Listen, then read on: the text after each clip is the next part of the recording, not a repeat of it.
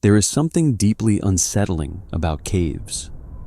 They exist as wounds in the earth, dark openings that lead downward into places where sunlight has never touched, where the air is cold and still, and where silence takes on a weight of its own. For centuries, humans have felt drawn to these underground worlds, compelled by curiosity, the promise of discovery, or perhaps something more primal. But the earth does not always give back what it takes. Tonight, we explore the haunting stories of those who descended into the darkness below and never returned to the world above. It was late January in 1925 when a man named Floyd Collins squeezed through a narrow crack in the Kentucky hillside, his body disappearing into the cold embrace of Sand Cave. Floyd was no stranger to the underground. He had been exploring caves since childhood, crawling through passages that would terrify most grown men, mapping out subterranean labyrinths beneath his family's farm in the heart of what would one day become Mammoth Cave National Park. For Floyd, caves weren't just geological curiosities. They were potential gold mines. This was the era of the Kentucky Cave Wars, a time when farmers and entrepreneurs across the region competed fiercely to attract tourists to their underground attractions. Show caves were big business, drawing visitors from across the country who paid good money to marvel at stalactites and underground rivers. Floyd had already discovered one remarkable cave system beneath his father's property, a place he called Great Crystal Cave, filled with stunning helictite and gypsum formations. But there was a problem. Crystal Cave sat at the end of a long, winding road, far from the main thoroughfares where most tourists traveled. Visitors had to pass by numerous other show caves before reaching Floyd's attraction, and most never bothered to make the extra journey. Floyd was determined to find something better, something closer to the main road that would finally bring the crowds and the money his family so desperately needed. He struck a deal with a neighbor named Beasley Doyle, who owned a piece of land with a small opening that led underground. If Floyd could expand that opening and discover something spectacular below, they would share the profits. On the morning of January 30th, 1925, Floyd entered Sand Cave alone, carrying nothing but a single kerosene lantern. The cave was treacherous from the start. Floyd wormed his way through passages so tight that he had to exhale completely just to squeeze through, pushing his lantern ahead of him with one arm, while the other remained pinned to his side. The rock pressed against his chest, his back, his shoulders. Every inch forward was a battle against geology itself. But Floyd was small and wiry, and he was stubborn. He had spent years navigating spaces that would cause most people to panic, and he pressed on. After hours of crawling, Floyd began to sense that the cave was opening up ahead.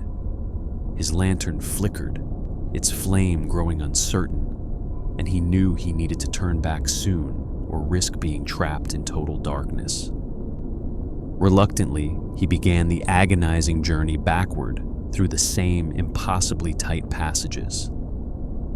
It was during this retreat that disaster struck. As Floyd wriggled through a particularly narrow section, his foot dislodged a rock from the ceiling.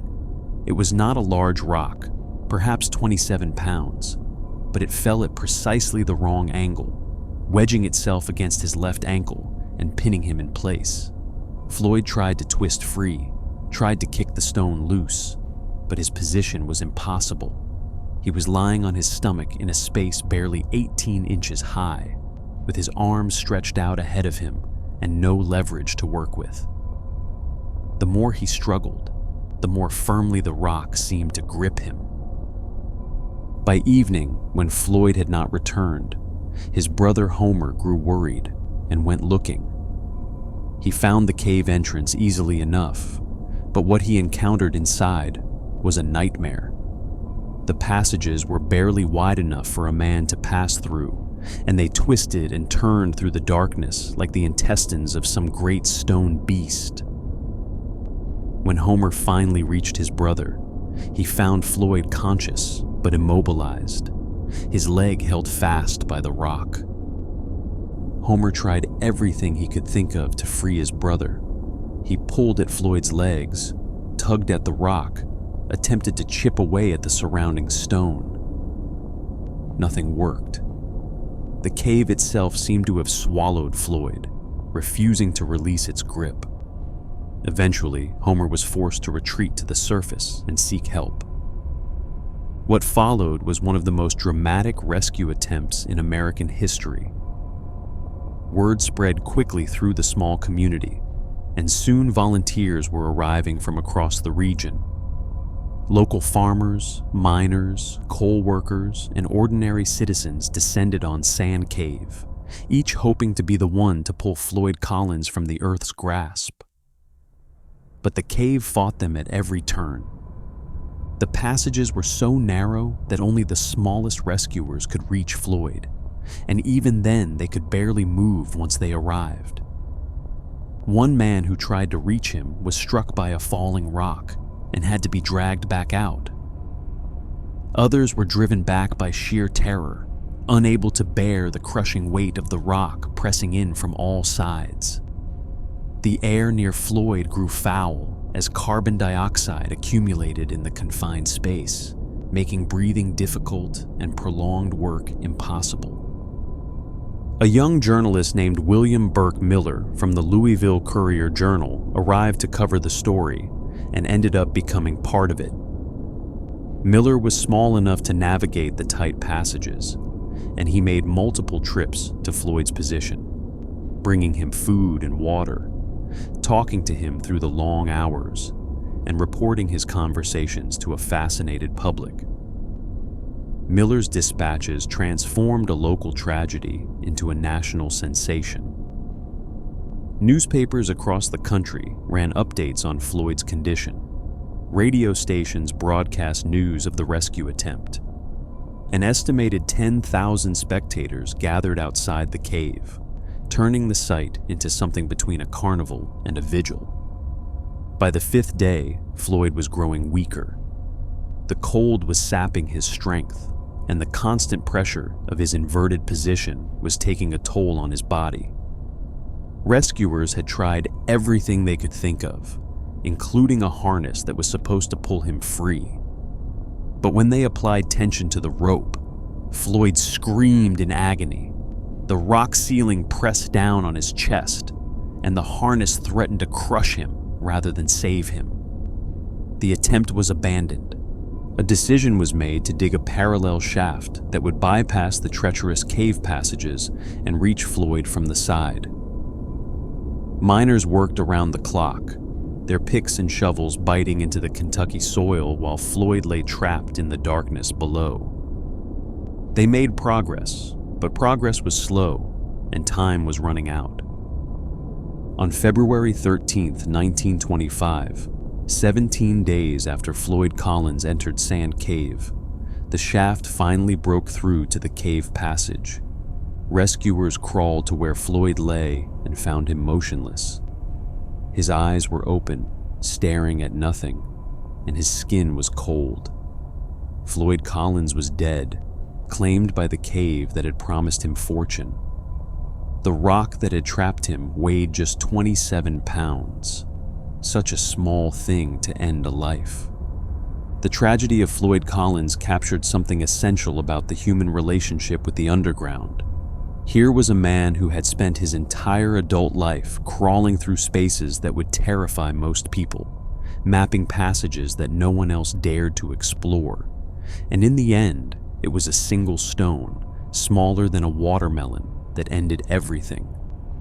The newspapers of the day turned Floyd into a symbol, though exactly what he symbolized depended on who was telling the story.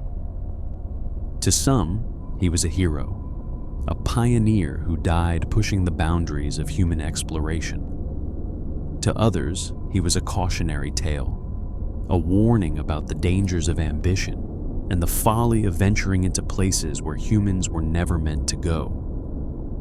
Floyd's body remained in the cave for 2 months before his brother Homer was finally able to retrieve it.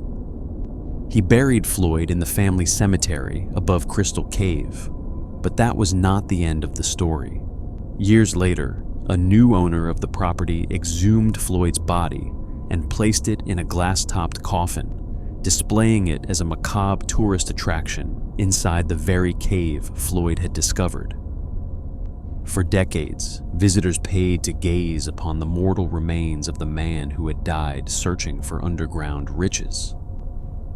It was not until 1989 that Floyd Collins was finally laid to rest in peace, his body moved to a proper grave at the Mammoth Cave Baptist Church Cemetery.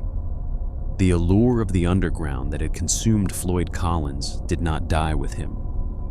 It passed on like a kind of fever, infecting others who felt that same irresistible pull toward the darkness below.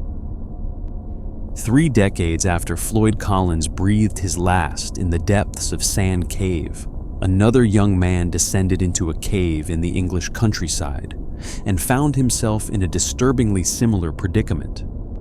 His name was Neil Moss, and on March 22, 1959, he entered Peak Cavern in Derbyshire as part of an 8-person expedition organized by the British Speleological Association. Neil was 20 years old, an undergraduate studying philosophy at Balliol College, Oxford. He was athletic, intelligent, and passionate about cave exploration. He was also about to become trapped in a way that would haunt British caving for generations. Peak Cavern was already well known to cavers and tourists alike. Its enormous entrance, carved into the base of a limestone cliff below Peveril Castle, had been home to rope makers for centuries. But beyond the show cave sections lay miles of unexplored passages, including chambers and shafts that had never been fully mapped.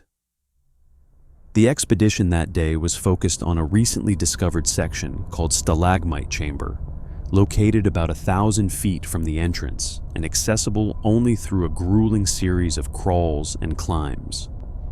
Within Stalagmite Chamber, the cavers found a narrow vertical shaft leading downward into unknown territory.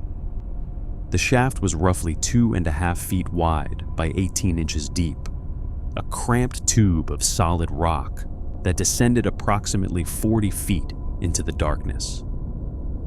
Someone would need to climb down and see where it led. Neil Moss volunteered. He was experienced, confident, and eager to be the first to explore this virgin passage. A rope ladder was lowered into the shaft, and Neil began his descent, his headlamp illuminating the tight walls pressing in around him. The first 30 feet went smoothly enough. Neil called up progress reports to his companions waiting above, his voice echoing strangely in the confined space. But then, something went wrong. At about 40 feet down, Neil dislodged a boulder with his foot, and the stone tumbled past him, wedging itself in the shaft below and trapping the rope ladder beneath it. When Neil tried to climb back up, he found that the gap between the ladder rungs was too great for him to reach in such a confined space. His elbows were pinned against his sides. He could not generate the leverage needed to pull himself upward. Neil immediately called for help. His companions lowered a rope, hoping to haul him up, but the rope snagged on sharp rock edges and broke. They tried again with a stronger line, but Neil was wedged so tightly that the upward pull only succeeded in pressing him harder against the rock. Each attempt to free him seemed to make things worse. Within hours, a full-scale rescue operation was underway. Cavers from across England converged on Peak Cavern, along with members of the Royal Air Force, local police, and volunteers from the surrounding villages. But the cave itself seemed designed to thwart their efforts. The shaft where Neil was trapped was so narrow that only the smallest rescuers could reach him, and even they could not stay long. The air at the bottom of the shaft was growing increasingly foul as carbon dioxide from Neil's breathing accumulated in the confined space. One rescuer, a 5-foot-tall printer named Ron Peters, managed to reach Neil and stay with him for brief periods. He found Neil conscious but deteriorating, his speech becoming slurred and confused from the toxic air. Rescue workers tried pumping oxygen down the shaft, but the narrow passage made it nearly impossible to ventilate effectively.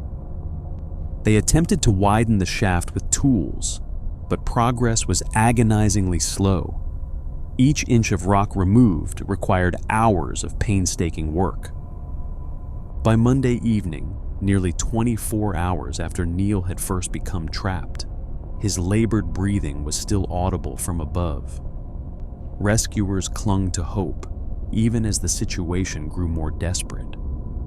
An 18-year-old woman named June Bailey, one of the smallest and most experienced cavers available, descended into the shaft to try to help. She spent 6 hours in the cramped space, doing everything she could before being driven back by the foul air. Legendary caver Bob Leakey, who had spent decades exploring some of Britain's most challenging cave systems, also made the attempt. But even Leakey, with all his experience, could not free Neil from the rock's embrace. Tuesday morning came, and the breathing from below had stopped. An RAF doctor named Hugh Kidd descended as far as he could and listened in the silence. There was no sound, no movement, nothing but the cold stillness of the cave. Neil Moss was declared dead without his body ever being seen. The carbon dioxide that had accumulated around him had slowly suffocated him while rescuers worked frantically just feet away. Neil's father, Eric Moss, had maintained vigil at the cave entrance throughout the ordeal. When he learned that his son was dead, he made a request that would define how the tragedy was handled. He asked that no one else risk their lives trying to retrieve Neil's body. The shaft was too dangerous, the passage too narrow. Eric Moss could not bear the thought of another family losing a son in the attempt to recover his. The entrance to the shaft was sealed with loose rocks gathered from the chamber floor. An inscription was carved into the stone nearby, reading simply, 1959, Neil Moss R.I.P. The section of Peak Cavern where Neil died was renamed Moss Chamber in his memory, and it remains his tomb to this day. The rescue attempt for Neil Moss had been the largest in British caving history up to that point. Over 200 people had participated, and several had risked their own lives trying to save him.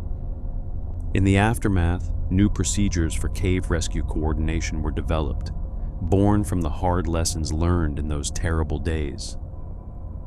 Neil Moss had descended into darkness seeking discovery.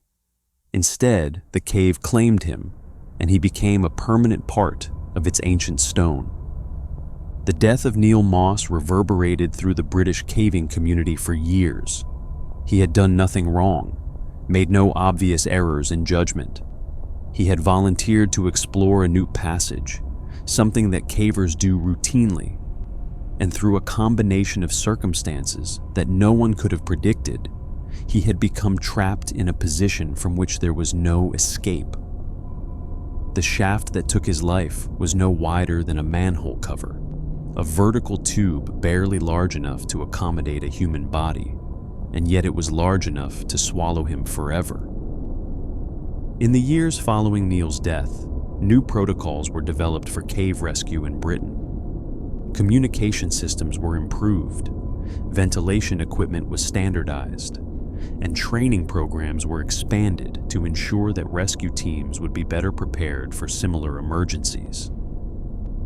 These changes came too late to save Neil Moss, but they may have saved others who came after him.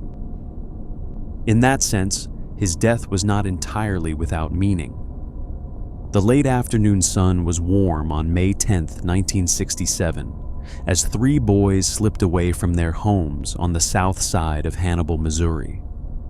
Joey Hogue was 13 years old, curious and adventurous, the kind of kid who dreamed of being an astronaut and spent his free time studying the stars.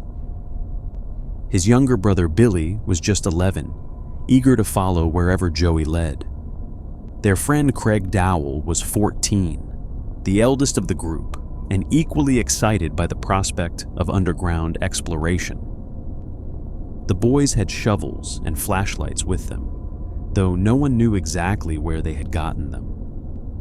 They were headed toward Murphy's Cave, a local landmark that had recently been exposed by construction work on State Highway 79.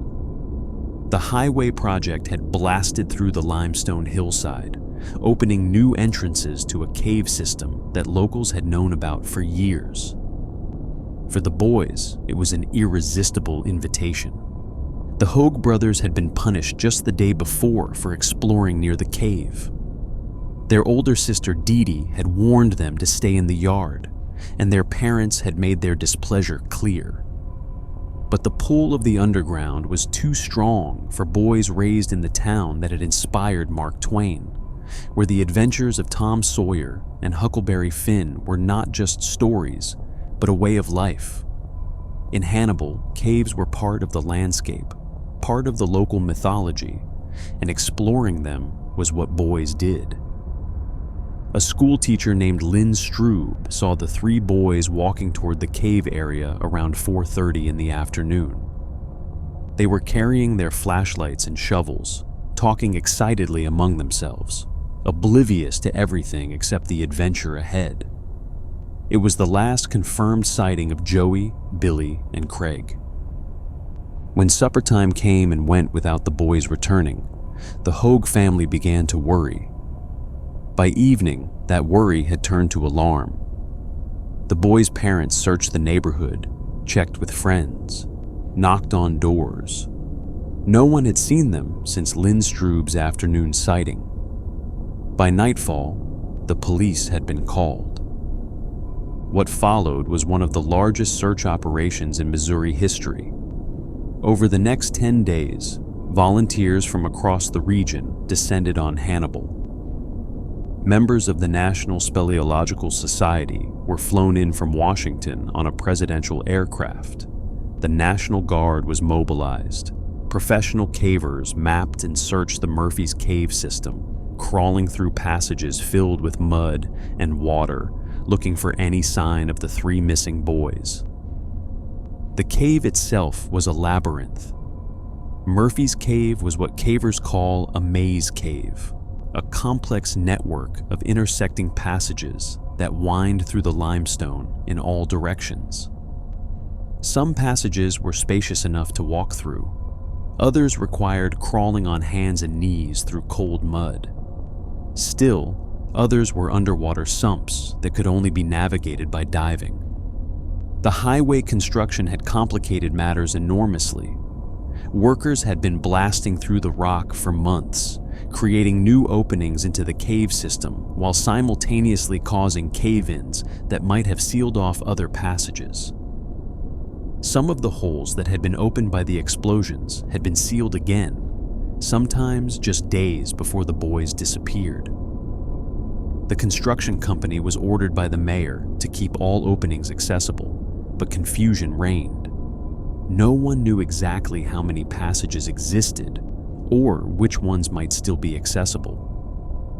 Searchers combed every passage they could reach. They crawled through spaces so tight that grown men had to exhale completely to squeeze through. They waded through underground streams and climbed over boulder piles. They called out the boys' names until their voices gave out, hoping for any response from the darkness. None came. The tips that flooded into the Hannibal Police Department ranged from the plausible to the bizarre. A sock was found near a cave entrance and initially thought to belong to one of the boys, but it turned out to be unrelated. A red substance discovered in one passage was tested for blood, but proved to be something else. Psychics and clairvoyants from across the country contacted authorities with their visions, one claiming to see the boys locked in a railroad car filled with oranges, bound for an unknown destination. Trains leaving Hannibal after the boys' disappearance were searched. Islands in the Mississippi River were explored. Abandoned houses throughout the South Side were investigated. Every lead was followed, every possibility examined. After 10 days, the official search was called off. The boys had not been found, and there was no evidence to indicate where they might be. The Murphy's Cave system had been thoroughly mapped and searched, with nearly 2 miles of passages documented. If the boys were down there, they were beyond the reach of even the most experienced cavers. The Hoag family never stopped believing that their boys were somewhere in that cave. Dee Dee, who had been 16 when her brothers vanished, would spend the rest of her life haunted by questions. Had the boys encountered a cave-in? Had they become lost in an unmapped passage? Had they found an underwater section and drowned trying to swim through? Or was there some other explanation? Something that had nothing to do with the cave at all? Over the years, alternative theories emerged. Some suggested that the boys might have been victims of foul play, their disappearance connected to the cave only as a convenient cover story. Serial killer John Wayne Gacy was even mentioned by some investigators, though there was never any evidence connecting him to Hannibal or to the boys. The construction company was scrutinized, with some suggesting that workers might have accidentally sealed a passage with the boys inside and then covered up the accident to avoid liability. New cave entrances have been discovered over the decades, each time reigniting hope that the mystery might finally be solved. In 2006, construction on a new elementary school near Highway 79 uncovered another opening to the Murphy's Cave system. Searchers went in immediately, but found nothing. In 2020, a property owner near Lover's Leap discovered yet another entrance, just 40 yards from where the boys were last seen. The Missouri Geological Survey investigated, mapping the passage, but again, no trace of the boys was found. Joey, Billy, and Craig have never been found. Their case remains open, one of the enduring mysteries of Hannibal, a town famous for stories of adventure that did not always end happily. 3 boys walked into the hillside on a warm spring afternoon in 1967, carrying flashlights and dreams of discovery, and the earth swallowed them whole. The Hoag and Dowell families have lived with this uncertainty for more than half a century now. There are no graves to visit, no closure to be had, just questions that multiply with each passing year, and a cave system that keeps its secrets buried in darkness.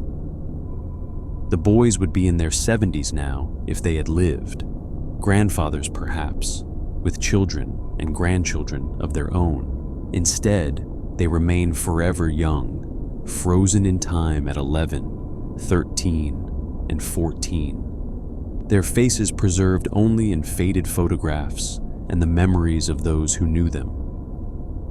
Some locals still believe the boys will be found someday. They point to the new cave entrances that keep being discovered, the unmapped passages that remain unexplored, the possibility that somewhere in the limestone beneath Hannibal's south side, 3 small skeletons lie waiting to tell their story. Others have given up hope, accepting that the mystery will never be solved, that the boys entered a place from which there is no return and must now rest in whatever peace the earth can provide. Just 6 weeks after the boys vanished in Hannibal, disaster struck another cave system on the other side of the Atlantic. Mossdale Caverns lies high on the Yorkshire Dales in northern England, a forbidding place where Mossdale Beck disappears into the earth at the base of a 50-foot limestone cliff. The cave is notorious among British cavers for its difficulty and danger.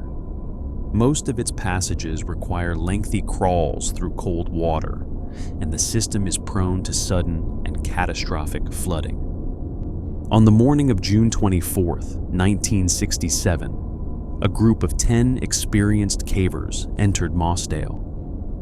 The weather that day was warm and dry, with no indication of the storm that would soon transform the underground landscape. The team consisted of members from several caving clubs, most of whom had explored challenging caves before. Their leader was Dave Adamson, a 26-year-old who was widely respected in the caving community. His fiancée, Morag Forbes, was among the 4 who would later turn back before reaching the far end of the system. The cave demands everything from those who enter it. The journey to the far reaches of Mossdale takes 8 to 10 hours round trip, much of it spent crawling through passages barely 18 inches high, often through inches of cold water. The group pressed on, squeezing through the marathon crawls, navigating the flooded sections, and finally reaching the terminal boulder choke at the end of the explored passage. 6 of the cavers decided to continue exploring, hoping to find a way through the choke and potentially connect to another cave system beyond. Morag Forbes and 3 others began making their way back toward the entrance. They were tired but satisfied with the day's exploration, looking forward to emerging into the summer sunshine. But the sunshine was gone. While they had been underground, a violent thunderstorm had swept across the Yorkshire Dales, dumping torrential rain onto the hills above Mossdale.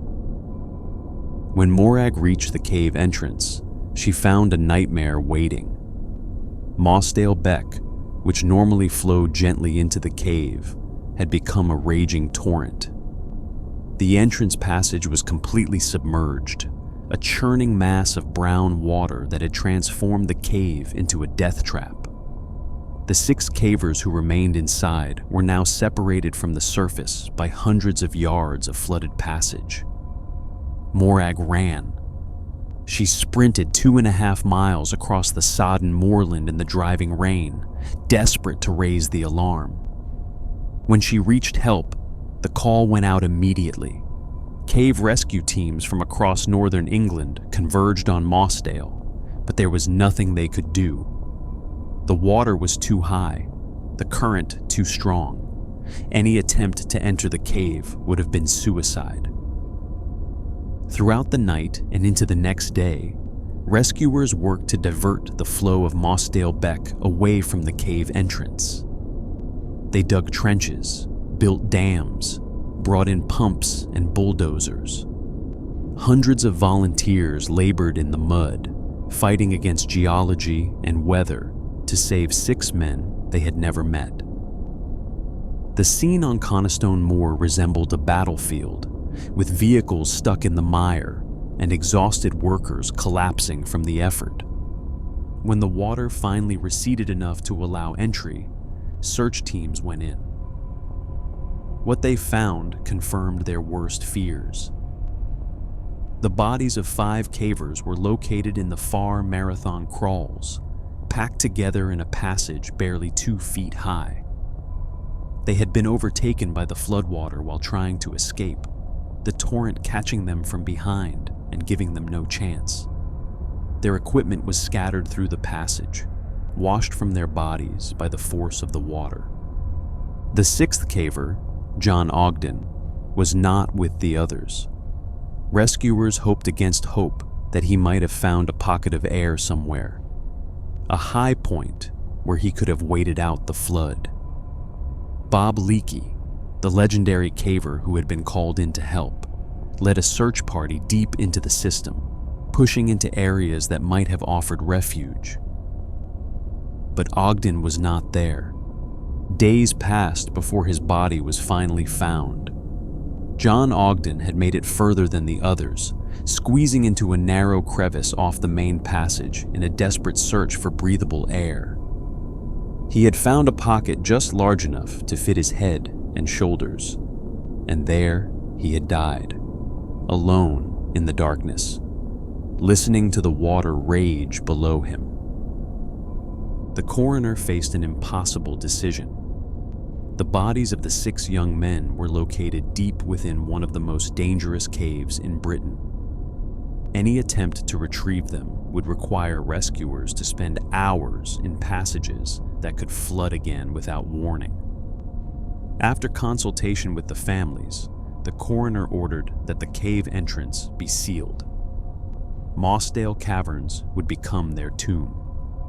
Concrete was poured into the entrance passage, sealing the 6 cavers inside forever.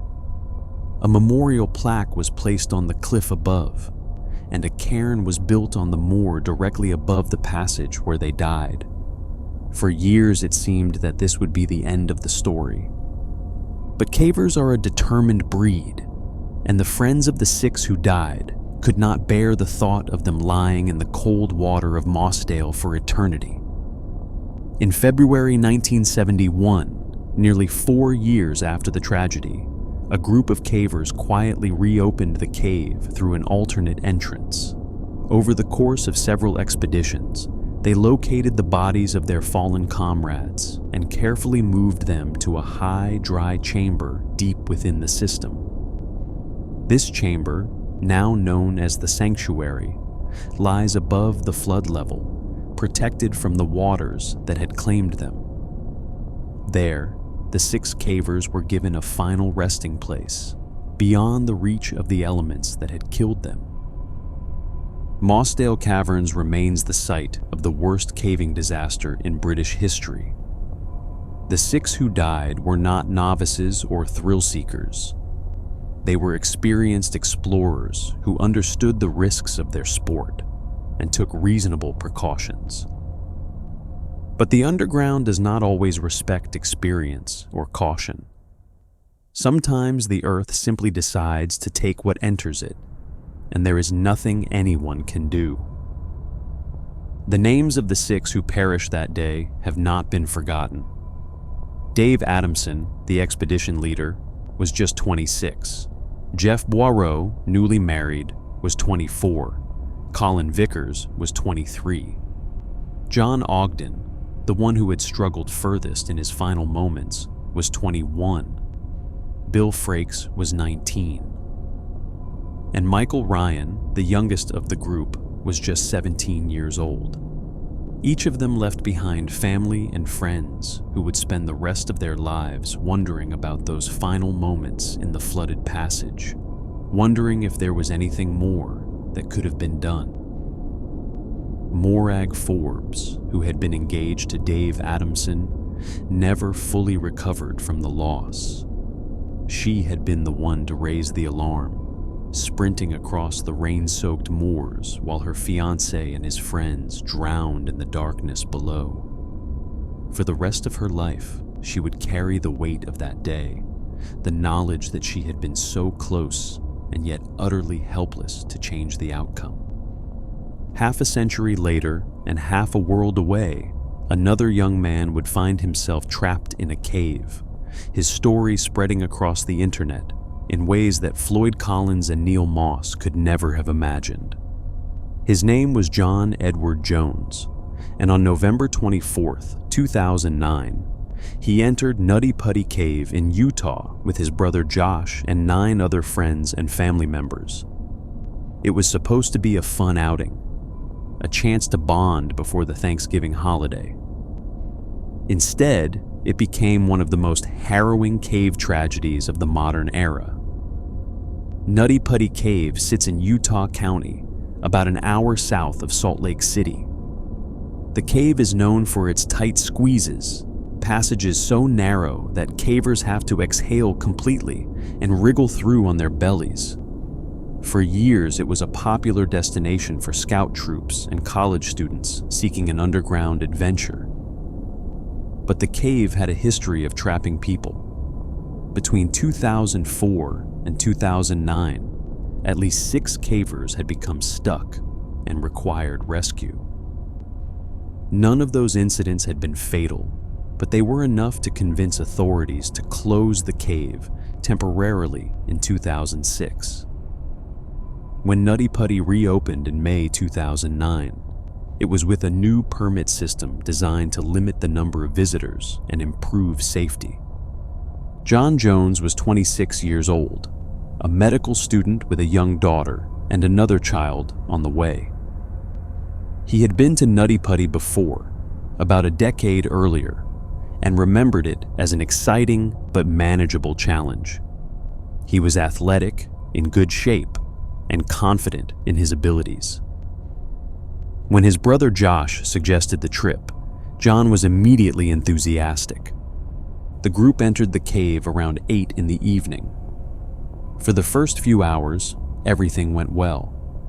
They explored the main passages, squeezed through some of the tighter sections, and generally enjoyed the underground adventure.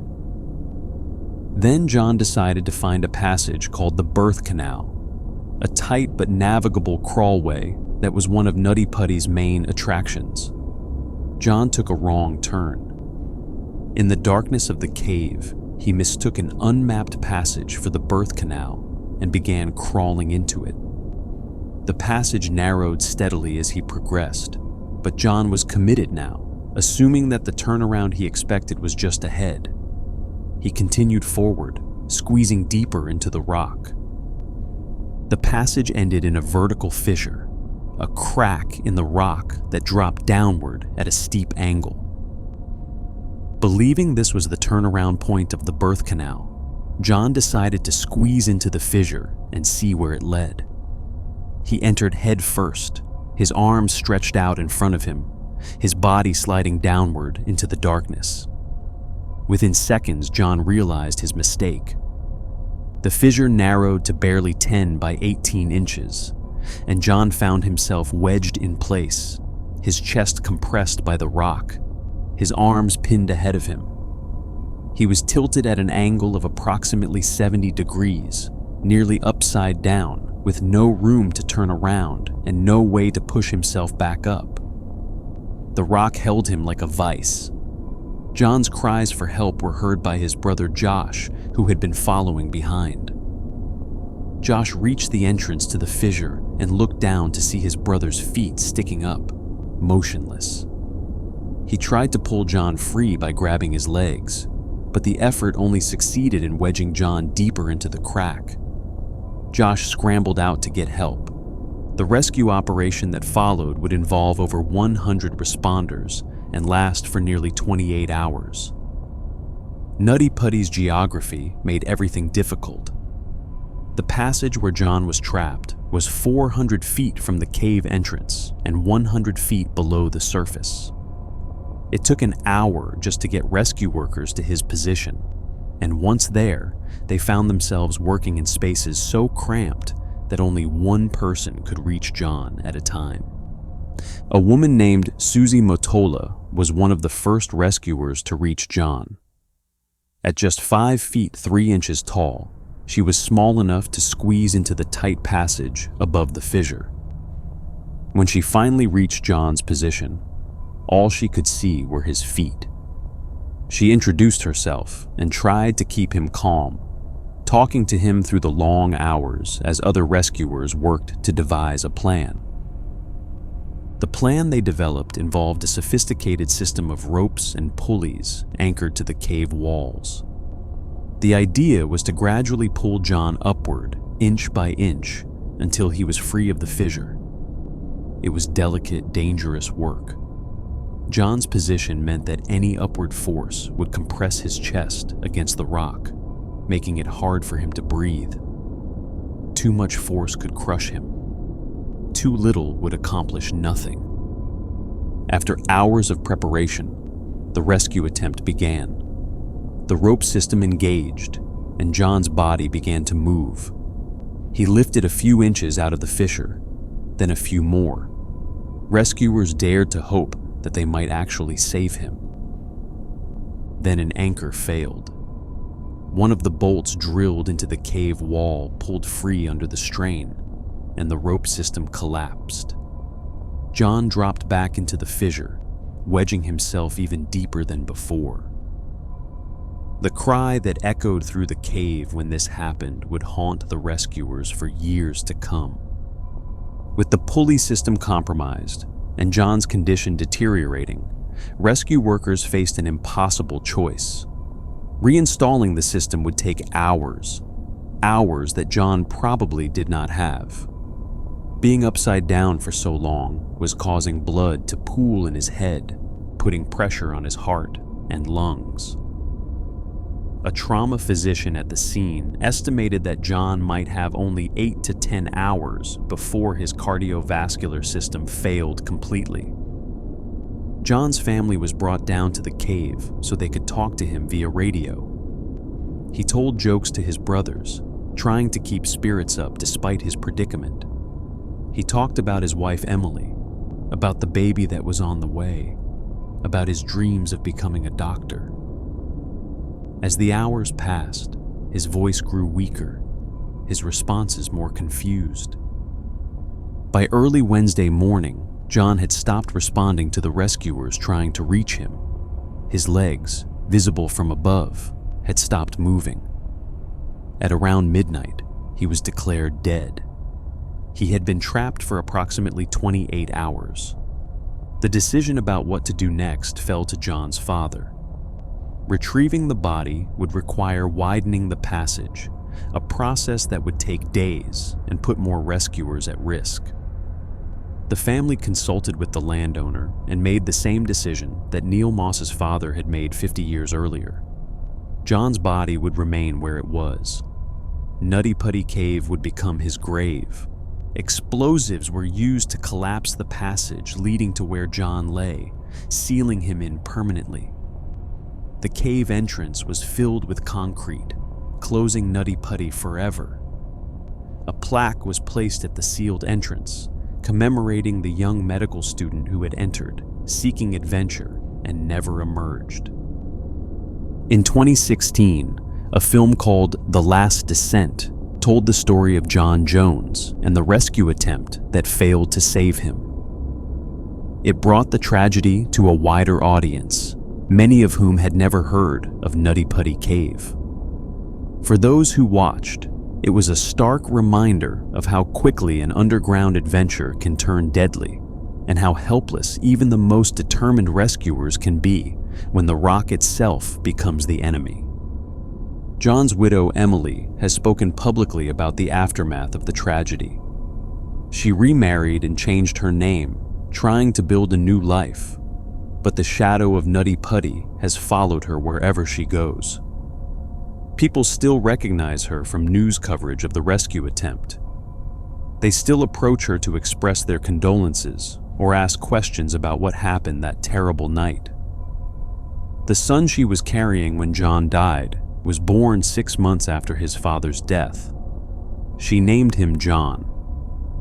The rescuers who tried to save John Jones have struggled with their own demons. Many of them had never failed to bring someone out alive before. The knowledge that they came so close, that they had actually managed to lift John out of the fissure before the anchor failed, haunts them still. Some have not entered a cave since that night.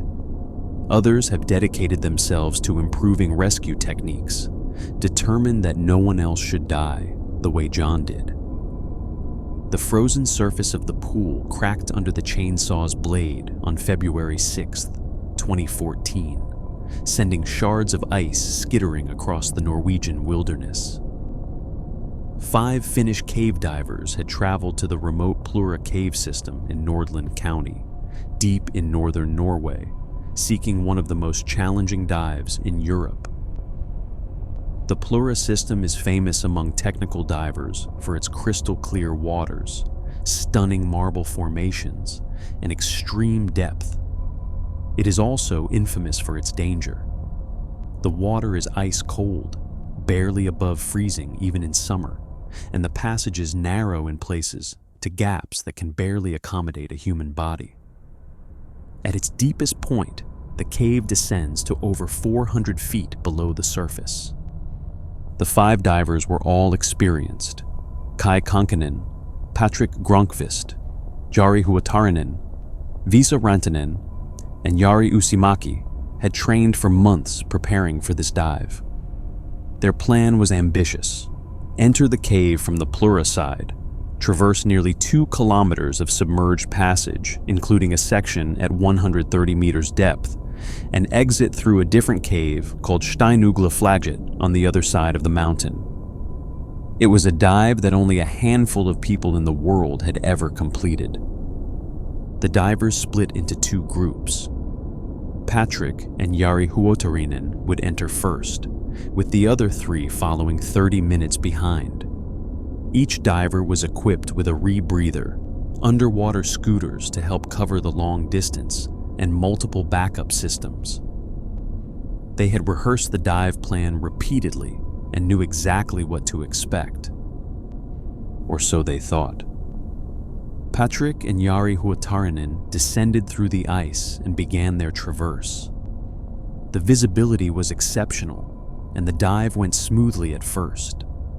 They passed through the wide upper sections of the cave, descended through the deepest point, and began the long swim toward the restriction, a narrow gap that marked the boundary between the 2 cave systems. The restriction was just large enough for a diver to squeeze through, but only barely. Patrick went first, exhaling to compress his chest, and wriggled through the gap. He turned to watch Jari follow. Jari entered the restriction, but could not pass through. His diving equipment caught on something, a protrusion of rock, or perhaps a tangle in his scooter line. He began to struggle, his movements becoming increasingly frantic. Patrick watched in horror as his friend fought against the rock, unable to free himself. And then Jari stopped moving. The cold water had done its work quickly. Jari's struggles had exhausted his remaining air, and the stress had overwhelmed his system. He had drowned within sight of his friend, trapped in a gap barely wider than his shoulders. Patrick faced an impossible choice. Jari's body was now blocking the restriction, making passage through extremely difficult. He could try to free his friend's body and continue the dive, or he could turn around and swim back the way he had come, a journey that would take hours and push him to the limits of his air supply and decompression requirements. There was no good option.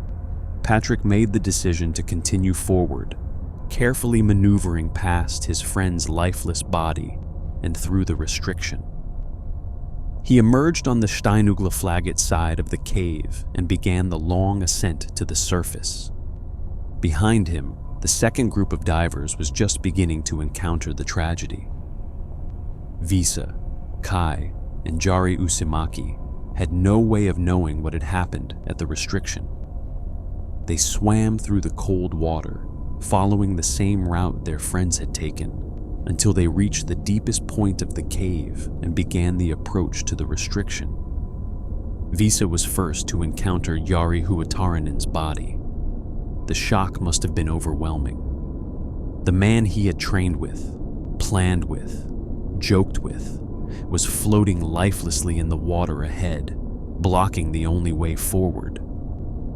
Visa knew that turning back meant an incredibly long swim through the deepest sections of the cave, with decompression requirements that would push his gas supply to the limit. Going forward meant squeezing past the body of his friend. Visa chose to go forward. The passage past Jari's body was agonizing, physically and emotionally. The extra time at depth would have consequences. When Visa finally reached the surface at Steinugla Flagget, he was suffering from severe decompression sickness that would leave him with permanent spinal cord damage. Behind him, Kai and Jari Usimaki faced the same terrible choice. They could not free Jari Huotarinen's body from the restriction, and they could not fit past it together. Kai made the decision to turn back. to attempt the long swim to the Plura entrance rather than risk the restriction. Jari Usimaki elected to try to pass the body. Kai's return journey was a nightmare. Swimming alone through the deepest cave in northern Europe, conserving every breath, fighting the cold that seeped through his diving suit, he pushed on through the darkness. The swim took over 10 hours. When he finally surfaced through the ice at the Plura entrance, it was past 1 a.m, and he had no idea if any of his friends had survived. Jari Usimaki did not survive. Somewhere in the depths of the Plura system, after either attempting the restriction or turning back himself, he had run out of breathing gas and drowned. His body was found later, deep in the cave, alone in the darkness. Norwegian authorities attempted to recover the bodies, but found the task too dangerous. The international rescue team that was assembled, including legendary British cave divers Rick Stanton and John Valanthan, surveyed the site, but concluded that a recovery operation would put more lives at risk. The cave was closed to all diving. But the Finnish diving community would not leave their friends in the cave. Over the following weeks, the surviving divers and their colleagues secretly planned an unauthorized recovery expedition. They hauled over 1,000 kilograms of equipment to the site, set up underwater decompression habitats, and prepared for what might be the most challenging body recovery ever attempted in a cave. The recovery dive was completed successfully. The bodies of Jari Huotarinen and Jari Usimaki were brought to the surface, returned to their families for proper burial. The divers who accomplished this feat did so knowing that they were breaking the law and risking their own lives. They did it anyway because they could not bear the thought of their friends remaining in the cold darkness forever. The story of the Plura Cave disaster was told in a documentary film called Diving into the Unknown, which brought the tragedy and the extraordinary recovery operation to audiences around the world. It remains one of the starkest examples of both the dangers of cave diving and the bonds of friendship that can drive people to risk everything for those they have lost. In the autumn of 2014, a man with the online username SnakeBitMcGee left a comment on a YouTube video about Area 51. The comment described something strange that he claimed to have experienced during one of his solo hikes in the Nevada desert. He had found a cave, he said, with an entrance shaped like a perfect capital letter M. And when he approached that entrance, something extraordinary happened. His body began to vibrate. The man's real name was Kenny Veach, and he was a 47-year-old hiker from Las Vegas with a passion for exploring the remote desert landscapes near Nellis Air Force Base. Kenny was no casual day hiker. He spent years wandering through terrain that most people would never dare to enter, climbing mountains, exploring abandoned mines, and mapping out corners of the desert that appeared on no tourist guides. He did it alone, preferring solitude to company, and he had done it for over 20 years. The comment about the M-shaped cave attracted immediate attention. People wanted to know more. Where exactly was this cave? What had caused the vibrating sensation? Was there something inside? Kenny responded to the questions with additional details. He explained that the vibration had started as he approached the cave entrance and intensified the closer he got. The sensation was unlike anything he had ever experienced, and it frightened him enough that he turned around and left without entering. But the cave had stayed with him. He could not stop thinking about it. Internet users urged Kenny to go back and document the cave on video. He agreed to try. In November 2014, Kenny uploaded a video titled M Cave Hike to YouTube, showing himself hiking through the desert in search of the mysterious cave. The video shows him exploring an abandoned mine shaft and discussing his plans to locate the cave he had described. He seems confident, experienced, comfortable in the harsh desert environment. Kenny never found the M cave in that video. He searched the area where he believed it should be, but came up empty. He told viewers he would try again, that he was determined to relocate the cave and show the world what he had found.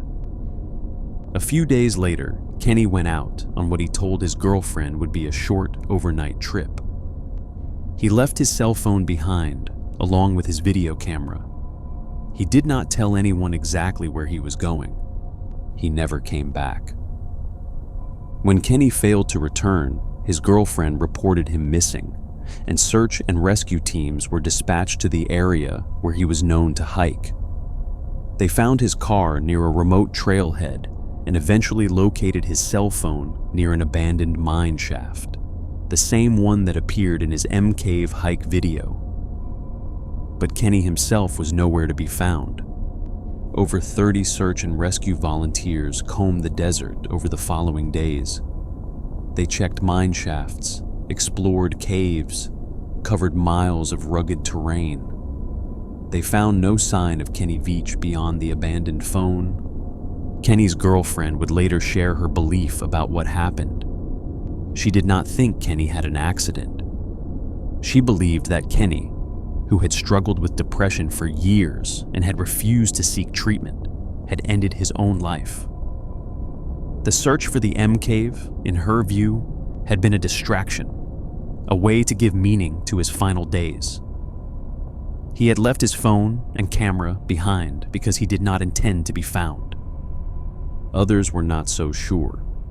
The mystery of the M Cave took on a life of its own on the internet, with amateur investigators analyzing Kenny's videos for clues, proposing theories about what he might have found, and organizing their own expeditions to search for the cave. Some believed that Kenny had discovered something genuinely strange, perhaps a military installation, or a natural phenomenon that the government wanted to keep secret.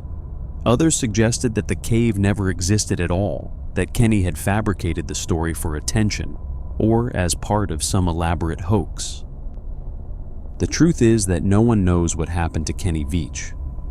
His body was never recovered. The M Cave was never located. Whether he succumbed to the hazards of the desert, met with foul play, or intentionally disappeared remains unknown. He walked into the Nevada wilderness seeking answers to a mystery and became a mystery himself. The caves of this world keep their secrets well. They swallow light and sound, time and memory. They take those who enter and do not always give them back.